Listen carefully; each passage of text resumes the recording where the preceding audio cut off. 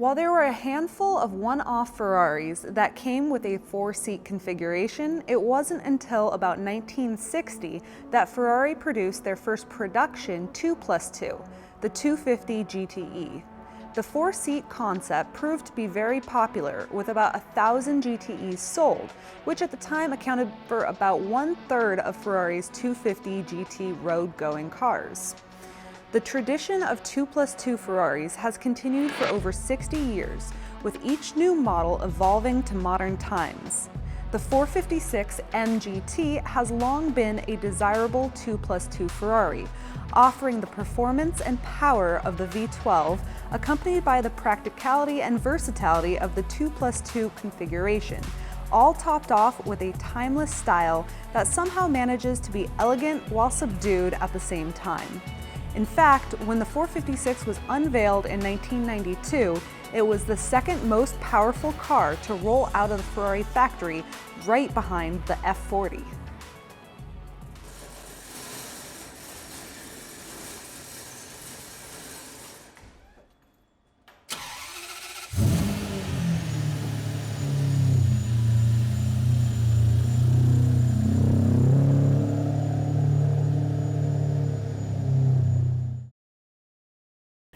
The predecessor to the 456, the 400i and 412, were a bit underwhelming. They're not bad cars, but Ferrari really needed something to dazzle people. They needed something that really fit in that 4-seater sports car category, and the 456 did just that, all wrapped up in an elegant and timeless kind of design to it. And so you get the front engine V12 that is just the epitome of Ferrari, producing 442 horsepower, and it has a top speed of 186 miles an hour. So you get the power, the speed, and the grand touring aspect. So the 4 seats and the trunk with room for your overnight bags. It fit into that category of exactly what Ferrari enthusiasts wanted for the 4-seater sports car. Plus, they also came out with a couple different variations of the 456. So they came in automatic and in manual. And this car is one of the manual cars. And they have just skyrocketed in desirability recently. So basically, that's really driven because Ferrari and many other manufacturers are no longer producing manual cars. So the cars that came in manual, especially when there was the option for automatic or manual, the manual cars have just jumped up in desirability and price. I know it might bore some people silly, but I really just love how Ferrari names things, mostly because of the inconsistency with it. It just makes me giggle and I find it hilarious. So with the 456, it stands for 400 and the displacement of each cylinder. So 456 cubic centimeter per cylinder times the 12 cylinders, and you get the total volume.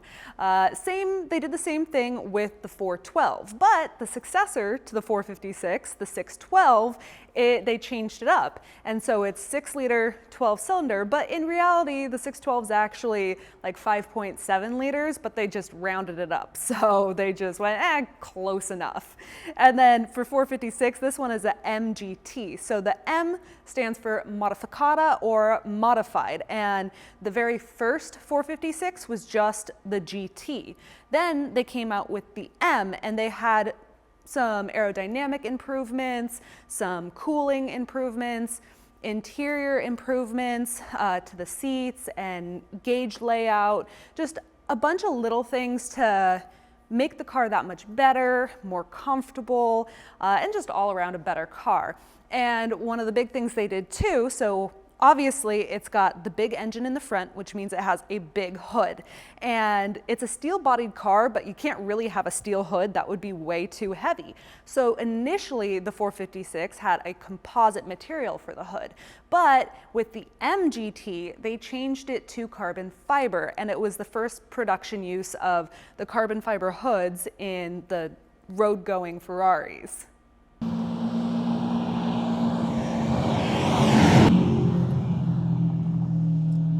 first I want to address, I know I had just said steel bodied when actually it's aluminum, so a little correction there. So it's the aluminum body on the 456 MGT with the carbon fiber hood. Now, these cars are, as far as Ferraris go, I always have to say that because they are Ferraris, but they're really good, reliable cars. There are a few known issues with the 456. One of them is sticky switches, which is not just the 456. That's lots of cars. But on this car, the sticky switches have been taken care of. And basically you have to remove the switches, which the coating that they came from the factory on gets sticky over time.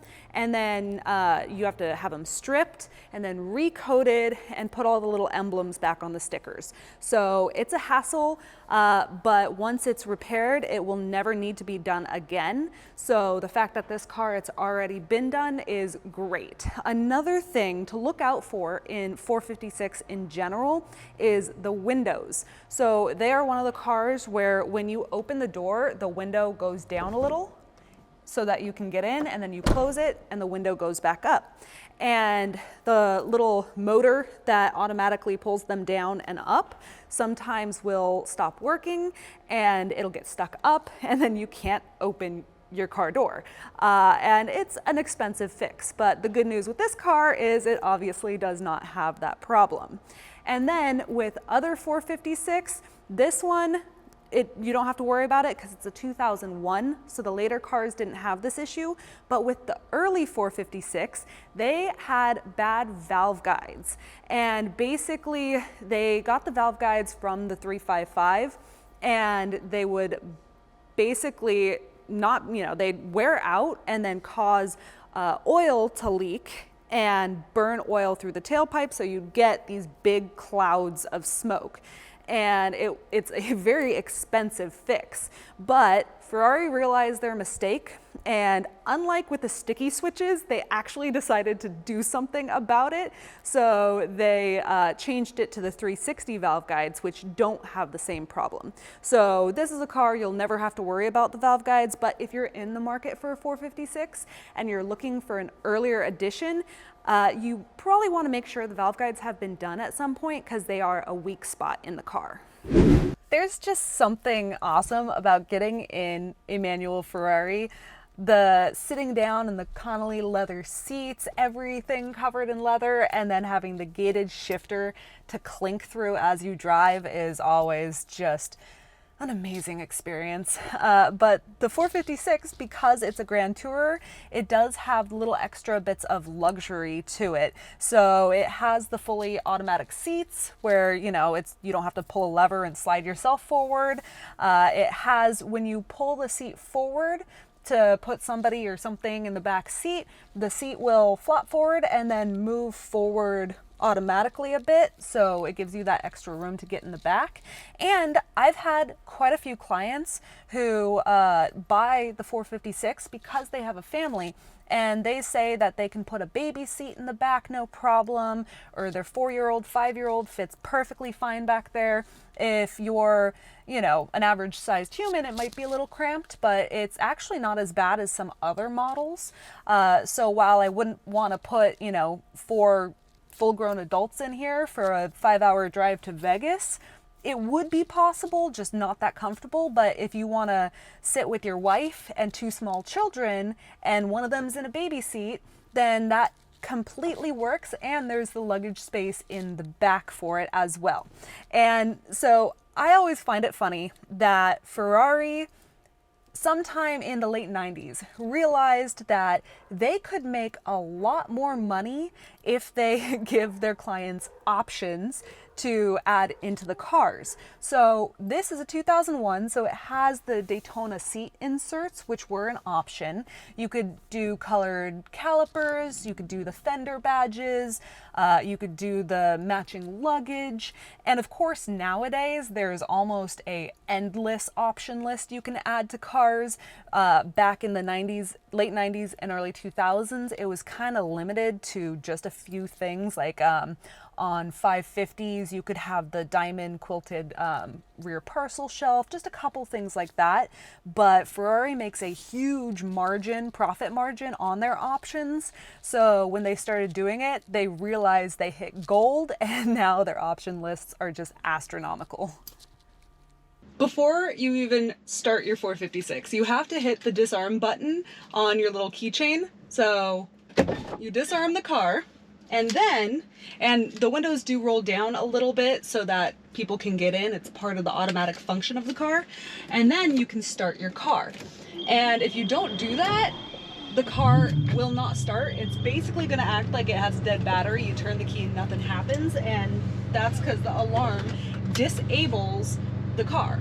And many people thought that they have a dead battery when you really just have to hit that button before you go.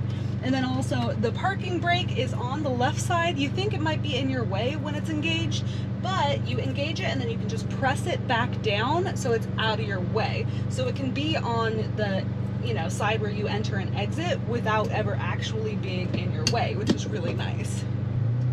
So another thing I love about the 456, Grand Touring cars are supposed to be, they're still Ferraris. They're still supposed to be high performance, but they're all supposed to be luxurious and comfortable as well. And this is definitely a car you would not mind getting in and going on a long road trip. It's reliable, it's powerful, and it's comfortable. I have the AC going right now. It's blowing cold. The seats are comfortable, and for the big heavy car, it has the power steering, it has all the goodies to make it a comfortable drive. So even though I love Daytonas, they're a workout to drive. You get tired after a while, and if you were to go on a road trip in a Daytona, you stumble out of your car exhausted by the end of it. But with the 456, it's just a pleasure with all the power you could ever want. So that is a huge bonus point, because especially if you're buying a 456 because you have kids and want to go on a longer trip, last thing you want to do is be wrestling with your cars while your kids are screaming in the back and having just too much going on. It's nice that you get the luxurious drive with everything you come to expect from Ferrari performance on top of it. The 456, it's not a small car by any means, but it still feels quite nimble going around corners. It's a heavier car, but driving it doesn't feel that heavy. It's very easy to drive and enjoyable.